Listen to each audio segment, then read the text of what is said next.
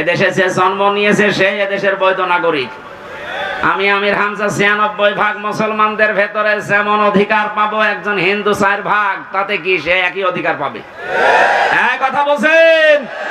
এটা যখন বুঝে ফেলেছে, দেখছে না এ তো হালে পানি নাই না, ওটা বাদ দিয়েছে। এরপরে নামিয়েছে ডাক্তারদের, ওটাও পারছে না। এরপরে নামিয়েছে আনসারদের, ওটাও যখন পারে না, আমার মনে হয় ওদের যা চরিত্র কিছুদিন পরে গলন্দ ঘাটের এই বেশ্যাদের নামাবে। খুব সাবধান থাকা লাগবে। আমি একটু খোলামেলা বলে ফেললাম, কারণ চরিত্র ওদের ওই রকমই, ওদের যা চরিত্র ওই রকমই। ঈমান যাদের ভেতরে আছে তারা ৩টা কাজ কখনো করতে পারে না, এটা কোরআনে কারীম জানিয়েছে। সূরা ফুরকানের ভেতরে আছে ১৯ নাম্বার পারার ৪ নাম্বার পৃষ্ঠা ১৪ নাম্বার লাইনে। আপনি বাড়িতে যে তাফসীর মিলিয়ে দেখবেন, ঈমান যাদের আছে কয়টা কাজ করতে পারে না? আরো জোরে। এই ৩টা কাজ যদি করে ফেলে তাদের শাস্তি আল্লাহ দেবেন ডবল। এই এখানে গল্প বন্ধ করো, একেবারে নড়াচড়াও বন্ধ। ওয়াল্লাযীনা লা ইয়াদউনা মা'আল্লাহি ইলাহান আখার। আল্লাহ পাক বলেন, ঈমান যাদের আছে এই পৃথিবীতে তারা আল্লাহ বাদে অন্য কাউকে ডাকতে পারে না। এটা অন্যান্য জেলার কথা বাদ দিলাম, আমাদের জেলাতে এখন আস্তে আস্তে তৈরি হয়েছিল রাষ্ট্রীয়ভাবে, অনেকে নিজের অর্থ দিয়ে হলেও এই কাজটা প্রতিষ্ঠিত করার চেষ্টা চালাচ্ছিল। এই যে আপনাদের থানায় মাজার আছে না, লালনের মাজার, কত মানুষ বাংলাদেশের বিভিন্ন প্রান্ত থেকে এসে না জেনে আয়াতটা পুরা উল্টিয়ে ডাকতো, আল্লাহ বাদে অন্য কাউকে ডাকা জায়েজ। আরো জোরে। আপনি বুঝে ডাকেন আর না বুঝে ডাকেন, আপনার শাস্তি ডবল হবে যদি এখনো বন্ধ না করেন। বাংলার বিভিন্ন প্রান্তে গণাটা এখনো পর্যন্ত অনেকে জারি রেখেছে। গত পরশুদিন চট্টগ্রামের নূরে বাংলা আর ওই যে জাঙ্গি হুজুর এমন পিটানি খেয়েছে, ইসলামের নাম নিয়ে শয়তানগুলো আল্লাহর নামটা পুরা পাল্টিয়েছে। ওরা আল্লাহর নামে কিছুক্ষণ জিকির করার পরে পরে ইয়ালি বাবা, শালি বাবা, আগলা বাবা, পাগলা বাবা আন্দাজে জিকির বানাতো। তাহলে কোরআনের আয়াত অনুযায়ী আল্লাহর পাশাপাশি অন্য কাউকেও যারা ডাকে তাদের শাস্তি হবে ডবল। আরো জোরে। কি সুন্দরভাবে মিলিয়েছে দেখেছেন। কোরআনে কারীম জানিয়েছে, ওয়ালিল্লাহিল আসমাউল হুসনা ফাদউহু বিহা ওয়াযারুল্লাযীনা ইউলহিদুনা ফি আসমাই ইলা আখিরি আয়া। সূরা আরাফ ৯ নাম্বার পারার ১৩ নাম্বার পৃষ্ঠার ৫ নাম্বার লাইনে আছে, এটা ১৭৯ নাম্বার আয়াত। আল্লাহ পাক বলেন, আমি আল্লাহর অনেক সুন্দর সুন্দর নাম আছে, যে নামে পারো আমাকে ডাকো, কিন্তু সাবধান, আমার নামের সাথে যারা ইলহাদ করে, আমার নামকে যারা পরিবর্ধন করে দেয়, নামের সাথে উল্টা পাল্টা কিছু জুড়ে ডাকে, তাদের সাথে ডাকবা না। আমি এত গভীরে যেতাম না, শুধু রেকর্ড হচ্ছে কারণে বলছি, সারা দেশে কালকে ছড়াবে। আপনারা সাবধান। ঈমান যাদের আছে তারা যেহেতু ৩টি কাজ করতে পারে না, আর তারা যদি করে ফেলে তাদের কিন্তু ডবল শাস্তি হবে।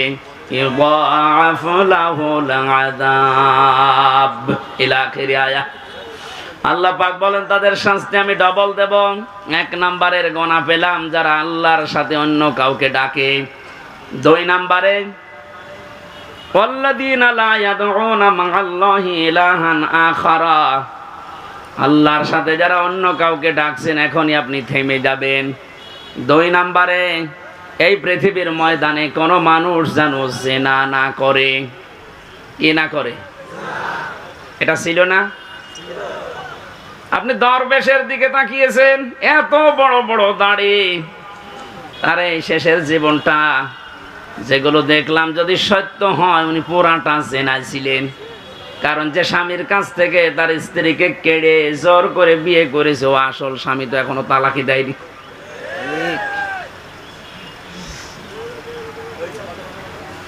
যেন আমাদের সাবধান থাকা লাগবে, আমাদের ঈমান যাদের ভেতরে আছে এরকম কোন গুনাহ যেন আমাদের ভেতরে না আসে। মুমিন মরে যেতে পারে কিন্তু জিনা করতে পারে না। শুধুমাত্র লজ্জা স্থানের জেনাটাই জেনা না, হাতের জেনা আছে, মুখের জেনা আছে। হাতের জেনা কি? কোন বেগানা মহিলাকে আপনি হাত দিয়ে যদি স্পর্শ করেন জেনা করার গুনাহ হবে। চোখ দিয়ে যদি ওই রকম নিয়তে দেখেন তাহলে জেনা করার গুনাহ হবে। অন্তরে যদি ওই রকম কোন ধারণা নিয়ে আসেন জেনা করার গুনাহ হবে। জেনা করলে শাস্তি কয়টা বললাম? ডবল। বলেন, আরো জোরে বলেন। আমরা যেন মেনে নিতে পারি এরকম মন মানসিকতা আল্লাহ আমাদের দান করুন, বলেন আমিন। আমি আবার বলছি, শেষ কথা, বৈষম্য বিরোধী আন্দোলনে যে সমস্ত দফাগুলো ছিল সংস্কার করার জন্য, এটা রেকর্ড হচ্ছে বলে বারবার বলছি, যারা আছেন তাড়াতাড়ি করেন, নয়তো এরকম কুলু আবার তৈরি করবে। প্রধান বিচারপতিকে দিয়ে একবার চেষ্টা চালিয়েছিল, ছাত্রদের জন্য পারে নাই। আমার তো এই যে 8টা 9টা ইস্যু তৈরি করার যা শুরু করেছিল বিদ্রোহ, আমি দেখলাম সবগুলো আল্লাহ নিজে যেন হ্যান্ডেলিং করছে। সুতরাং যখন কাজ হচ্ছে না আপনারাও থামেন। জালেম তো বিদায় নিয়েছে। কোরআনে কারিমের অনুষ্ঠানে হাজার হাজার মানুষকে নিয়ে আল্লাহর কাছে বলছে, আল্লাহ কিয়ামতের আগে যেন এদেশের চেয়ারে আর কোনো জালেম না আসে। বলেন, আমির জামাত তো এই দিকে ইঙ্গিত দিয়েছিলেন যে এক জালেমের হাত থেকে মুক্ত হয়ে যেন আমরা অন্য কোন জালেমের হাতে না পড়ি। অথচ কিছু মানুষ নিজের দিকে এটা নিয়ে উল্টা পাল্টা ফতোয়া দিচ্ছে। আরে ভাই, আপনার নাম বলেছে? তাহলে আপনি নিজে অবশ্যই ঠাকুর ঘরে কে রে? আমি তো গলা খাইনি। আপনার নাম বলেছে যে আপনি এই চেয়ারে বসলে আপনি জুলুম করবেন, তার মানে আপনি করবেন, এজন্য আপনার ভয় হচ্ছে। ওনার দূরদর্শিতা সম্পর্কে আপনি জানেন না, তাই উল্টা পাল্টা ধারণা করেন। আমি ওইদিকে আর গেলাম না। সুতরাং আমরা যেন সাবধান থাকি। দরুদ পড়ছি আমাদের নবী মুহাম্মদ রাসূলুল্লাহর উপরে, যাকে আল্লাহ পুরা কোরআনে বিশেষভাবে 7টা নাম ধরে ডাক দিয়েছিলেন। তার 1 নম্বরের নাম ছিল ইয়াসিন। নাম কি? এখানে কুমারখালী ফাজিল মাদ্রাসা এবং আশপাশের দাখিল আলিম মাদ্রাসার কত সুপার সহ সুপার মাওলানা বসে আছে। ইয়াসিন এটা আল্লাহর ঘোষণা দেওয়া শব্দ। ইয়া হরফে নেদা, ইয়া মানে হে, সিন মানে সাজ্জেদ, সাজ্জেদ মানে নেতা। তাহলে আল্লাহর ঘোষণা দেওয়া নেতা এই পৃথিবীতে মাত্র একজন। কয়জন? এ শব্দের ব্যাখ্যা করতে গিয়ে তাফসিরে কাবির আল্লামা ফখরউদ্দিন রাজি রহমাতুল্লাহ আলাইহি লিখেছেন, ইয়াসিন শব্দের 5টা অর্থ আছে। ইয়াসিন মানে সাজ্জেদুল আলামিন, সাজ্জেদুল বাশার, সাজ্জেদুল কাউনাইন, সাজ্জেদুল আম্বিয়া, সাজ্জেদুল মুরসালিন। তার মানে আল্লাহ বোঝাতে চেয়েছেন, পৃথিবীর মানুষেরা যদি মনে করো যে আমি পৃথিবীতে বাস করি, নবীকে আমার মানাই লাগবে, অন্য কোন জগতে গেলে আর মানা লাগবে না। না, ইয়াতানাজ্জালুল আমরু বাইনাহুন্না, প্রত্যেকটা আসমানে আমার আল্লাহর বিধিবিধান নাজিল হচ্ছে। ওই সমস্ত সৃষ্টির জন্য আলাদা বিধান আছে। কেউ যদি মনে করে আমি মঙ্গল গ্রহে বাস করি, আমি চাঁদের দেশে থাকি, আমার তো ওখানে নবীকে নেতা মানা লাগবে না, আদর্শ মানা লাগবে না। না, এই জন্য সাজ্জেদুল আলামিন দিয়েছেন বহু বচন। আপনি যে কোন গ্রহে বাস করেন না কেন, সেখানে মুহাম্মদ রাসূলুল্লাহকে আপনাকে নেতা মানাই লাগবে। এই শব্দটা আমি কয়েকবার উচ্চারণ করলাম, খেলা করার জন্য না। আলেমরা বসে আছে, আহ্বান জানাচ্ছি তাদেরকে, আল্লাহর ঘোষণা দেওয়া নেতা যেহেতু একজন, এই জন্য এই নেতাকে মেনে নেওয়া নামাজের মতো ফরজ। এই কথা বলেন। এটা যারা ঠিক করতে পারছেন না, আপনার নামাজ হবে না। কারণ কিয়ামতে যে বিচারের সিস্টেম গুলো, ধাপ গুলো আমরা দেখেছি, কিয়ামতের সর্বপ্রথম মানুষকে আল্লাহ তার নিজের সামনে যখন দাঁড় করাবেন, 10 জন 20 জন 50 জন না, প্রতিটি মানুষকে আল্লাহ নিজের সামনে দাঁড় করাবে স্রেফ একা একা। অকুল্লুহুম আতিহি ইয়াউমাল কিয়ামাতি ফারদা। আল্লাহ পাক বলেন সূরা মরিয়মের 95 নম্বর আয়াতে আছে, কিয়ামতে প্রতিটি মানুষকে তার সামনে আল্লাহ দাঁড় করাবেন স্রেফ একা একা। কয়জন করি বলেন বলেন? আপনি এটা নিজের সাথে এখন মিলান তো। আর রাজনৈতিক ভাবে আপনার পরিচয় আলাদা আলাদা আছে, আপনি তো মানুষ, মিলান এই আয়াতটা। এখনই ময়দানে মাশার কায়েম হয়ে গেছে। আল্লাহ আপনাকে যদি ডাক দিয়ে নিজের সামনে দাঁড় করায়, আপনার যে অবস্থা আছে, যে বাস্তবতা আপনি তৈরি করেছেন, বলেন তো আপনার আল্লাহর সামনে দাঁড়িয়ে পেছনের জীবনের হিসাব দিতে পারবেন? বলেন। আমি একা একা থাকলে মাঝে মাঝে ভাবি, আল্লাহ তুমি যদি বলো হামজা 2024 সালের আগস্ট মাসের 31 তারিখ পর্যন্ত তোরে মাফ করে দিলাম, যা। শুধু সেপ্টেম্বরের 1 থেকে 5 তারিখ, এই 5 দিনের হিসাব দিয়ে তুই জান্নাতে চলে যা। আমার যা ইমান আমল, আমার যা বাস্তবতা, আমার তো মনে হয় 5 দিনের হিসাব দেওয়াও সঠিকভাবে সম্ভব না। আপনারা পারবেন না? আপনারা পারবেন? কাবা শরীফ যখন তাওয়াফ করে মানুষ, এই যে হাজী সাহেব বসে আছে, কত 6টা চক্করে মানুষ বলে আল্লাহকে, আল্লাহুম্মা ইন্না আলাইয়া হুকুকান ফীমা বাইনি ওয়া বাইনিকা। হে আল্লাহ তুমি আমার মালিক, আমি তোমার গোলাম, দাস, ভৃত্য, সার্ভেন্ট যাই বলেন। এ পরিচয় দিচ্ছে যে তুমি আমার মালিক, আমি তোমার দাস। দাস হিসাবে তুমি আমাকে সব কিছুই তো দিয়ে দিলে, আমাকে নেই থেকে হামজা বানিয়েছো। আমি তো উল্লেখ করার মতো কিছু ছিলাম না, অথচ আজ হামজা হয়ে বসে আছে হাজারো মানুষের সামনে। এখানে অবদান পৃথিবীর কারণে, সব অবদান শুধু তোমার। আমার মা বাবার অবদান আছে কি? তারা শুধু বিছানায় ছিল, এই শেষ। বাকি যা করার নেই থেকে শুরু করে এ পর্যন্ত সব করেছে কে? আরো জোরে। আমার বাড়ি গাড়ি নারী যা লাগে আল্লাহ তুমি সব দিয়েছো আমাকে বান্দা হিসাবে, কিন্তু তুমি যে আমার মালিক, আমার কাছে তো তোমার কিছু পাওনা আছে। গোলাম হিসাবে আমি তোমার কিচ্ছু দিতে পারি নাই। তবে কাবার সামনে আমার 6টা চক্কর চলছে, একটা কথা আমি বলতে পারি, আমার কিচ্ছু নেই দেওয়ার মতো। এই জন্য বলছি আল্লাহ তুমি আমারে মাফ করে দাও। কিয়ামতের কঠিন এই বিচারের ময়দানে মানুষকে আল্লাহ স্রেফ একা তুলবে, কোনো উপায় নেই এই মাপ পাওয়া ছাড়া। কারণ আল্লাহর বিচারে যদি আল্লাহ অবিচার করে কেউ বাঁচবে? যদি ন্যায় বিচার করে, হ্যাঁ? না না, আল্লাহর বিচারে তো অবিচার নেই। ন্যায় বিচার করলেও কোনো মহারথী ক্ষমা পাবে না। কারণ আল্লাহ ন্যায় বিচার করে যদি বলে শুধু 1 গ্লাস পানির হিসাব দিয়ে যা, আপনি পারবেন না। আল্লাহর বিচার থেকে বাঁচার জন্য একটা পদ্ধতি আছে, যে আল্লাহ তুমি মাফ করে দাও। আল্লাহ জানে শেষ পদ্ধতিটা আমাদের জন্য কবুল করেন, বলেন আমিন। এবার আসেন যে কথাটা বোঝার জন্য পর্যন্ত এসেছিলাম, কিয়ামতের বিচারের দ্বিতীয় ধাপে আল্লাহ এবার আর একা ডাকবেন না। ইয়াউমা নাদউ কুল্লা উনাসিম বিইমামিহিম। সূরা বনী ইসরাঈল 15 নম্বর পারার 8 নম্বর পৃষ্ঠা 3 নম্বর লাইনের 72 নম্বর আয়াতের প্রথম অংশে আছে। এটা ফি জিলালিল কোরআনের তাফসিরে আছে, বিস্তারিত আছে। আমি শুধু সামারাইজ করে বলছি, কিয়ামতে প্রতিটি মানুষকে এবার বিচারের দ্বিতীয় ধাপে আল্লাহ ডাকবে তার নেতার সাথে। এটা যদি রাজনীতি মনে করে কেউ চলে যান, আপনার কপালে আগুন লাগবে। আল্লাহর কসম, এটা শুধু দুনিয়ার সাথে না, আখিরাতের সাথে রিলেটেড। এই জন্য আমি একটু তুললাম, না তো বলতাম না।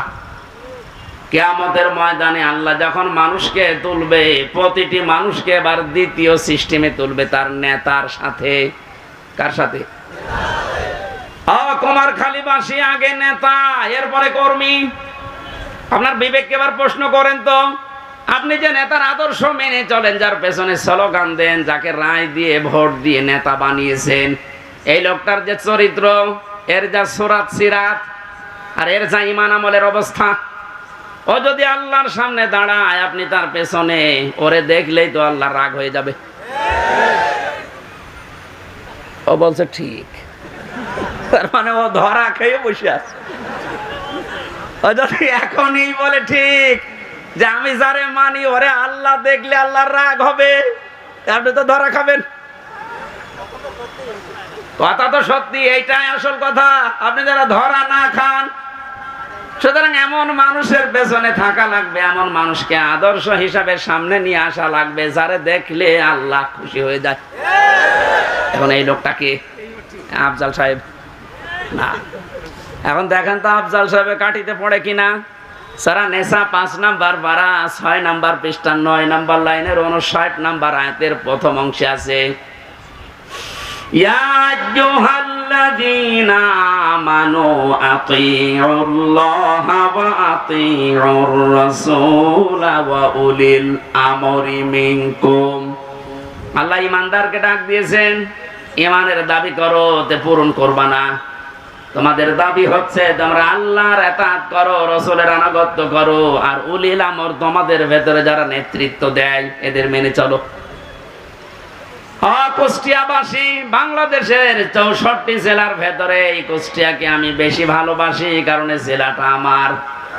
আমি চাই আপনারা বাঁচেন, বেঁচে থাকেন, যেন জাহান্নামী হয়ে না যান। এই যে আতিউ, এটা কিন্তু ভার্ব, এটা ফেল, এটা ক্রিয়া। এই শব্দটা আল্লাহ নিজের নামে রাসূলের নামে দিয়েছেন, উলিল আমরের আগে দেননি। কি কথা বলেন না কেন?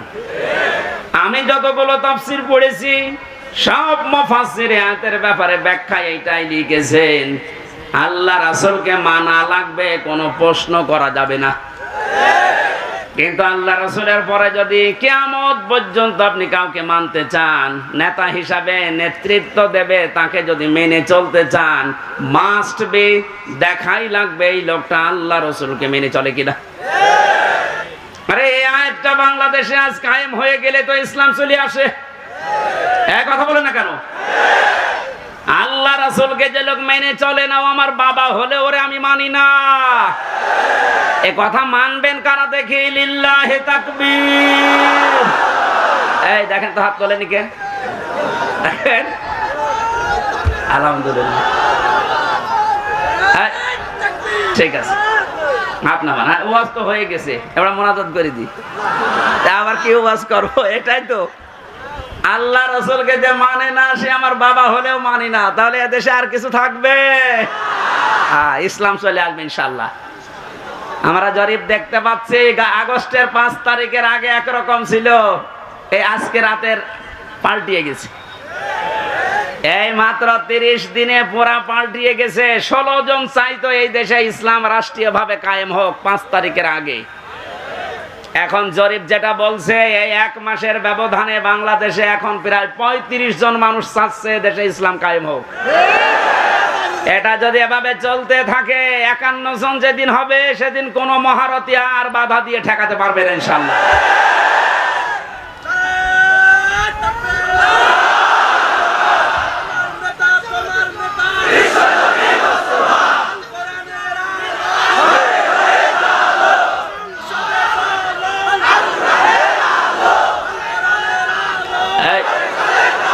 কথা বলতে দেন। কয়েকদিন আগে সিরাজগঞ্জে ছিলাম, একটা আমি দোকানে ঔষধ নেওয়ার জন্য, আমার মুখ বাঁধা ছিল, বসে আছি।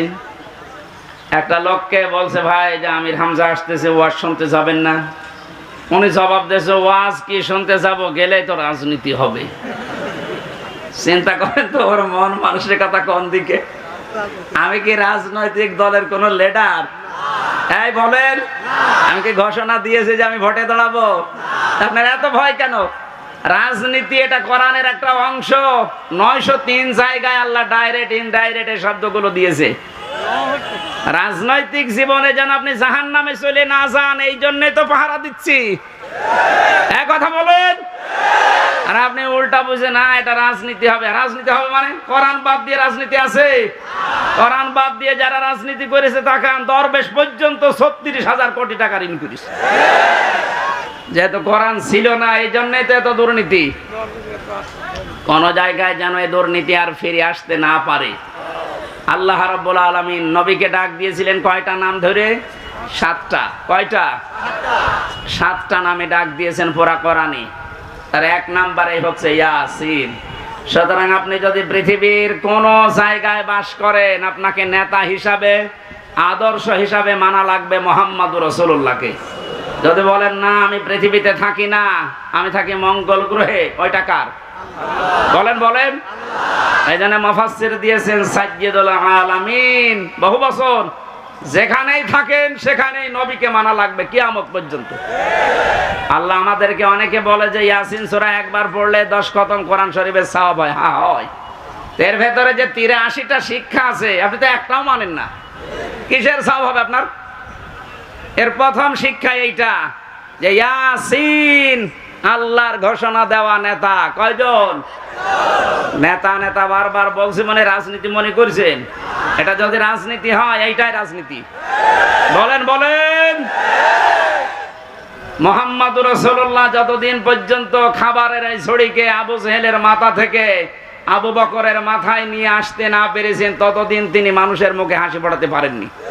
খাবার তো একই ছিল, খাবার একই ছিল না, শুধু ঝড়িটা আবু জেহেলের মাথা থেকে নামিয়ে আবু বকরের মাথায় তুলে দিয়েছিলেন, হযরত ওমরের মাথায় তুলে দিয়েছিলেন। সিস্টেম একই ছিল, মানুষও এক, খালি পাল্টিয়েছে ঝড়িটা। ওর জামানায় থাকতে মানুষ না খেয়ে মরিছে, আর হযরত আবু বকর ওমরের জামানায় এসে মানুষ না খেয়ে মরিছে।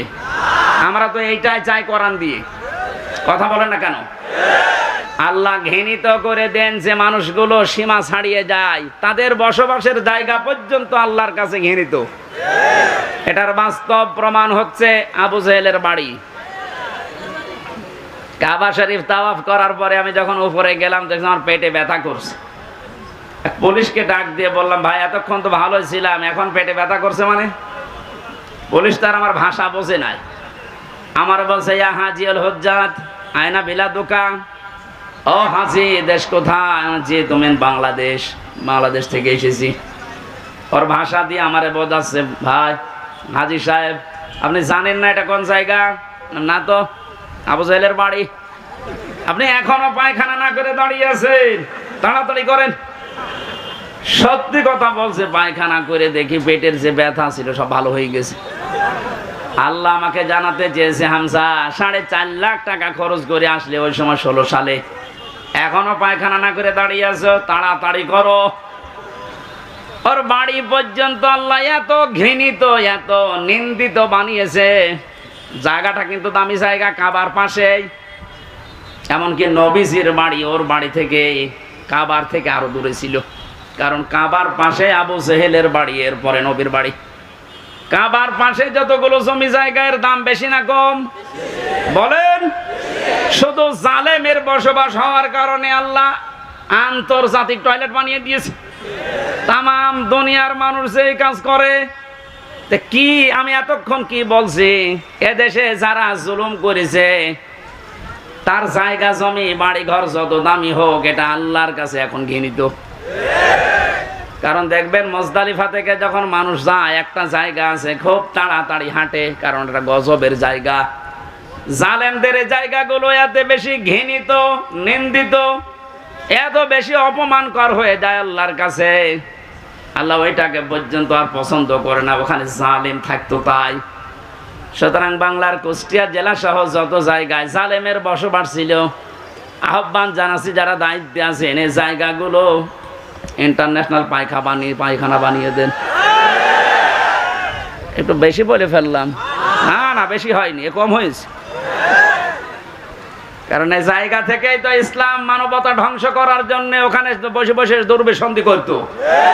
কুষ্টিয়া এরকম জায়গা ছিল না, যেখানে যেখানে ছিল ওগুলো পায়খানা বানিয়ে দিন। মানুষ যেন কিয়ামত পর্যন্ত কুষ্টিয়া জেলায় যারা আসবে তারা যেন জানে যে জালেম তো একটা ছিল এই দেশে।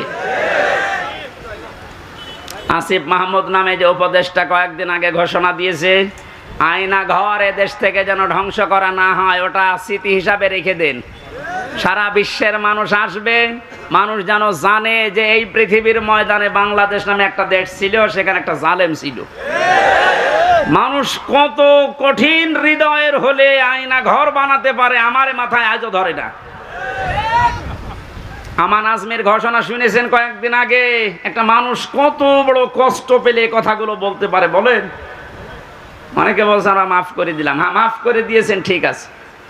সারা দেশের 18 কোটি মানুষ যদি মাফ করে দেয়, আয়না ঘর যারা জড়িত ছিল, ব্যারিস্টার আরমানের বউ মাফ করবে না, জীবনও করবে না। আপনি ওই জায়গায় পৌঁছাননি, তাই বুঝতেছেন না। আমি মাত্র কয়েকদিন ছিলাম মাটির নিচে। এতে আচরণ মানুষের, এখানে যারা থাকে এরাও কিন্তু মানুষ। এরা শুধু একটু উপরে উঠবে, পদ পাবে, এই কারণে এত কঠিন আচরণ করতো। মুফতি ফখরুল ইসলাম আমার সাথে